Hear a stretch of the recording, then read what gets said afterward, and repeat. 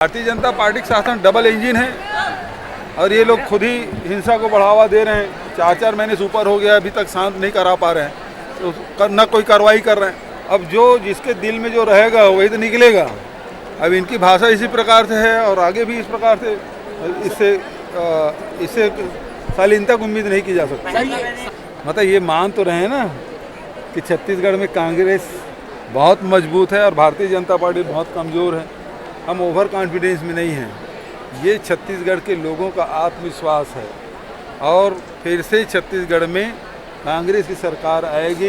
ये किसान कर रहे हैं, मजदूर कर रहे हैं, महिलाएं और नौजवान कर रहे हैं, व्यापारी और उद्योगपति कर रहे हैं। छत्तीसगढ़ में फिर से कांग्रेस की सरकार। सर अमित शाह आ रहे हैं और इस बार दिन में आ रहे हैं, कल बैठक लेंगे।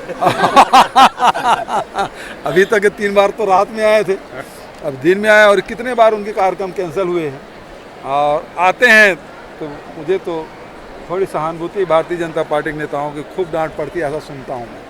ठीक है, थैंक यू।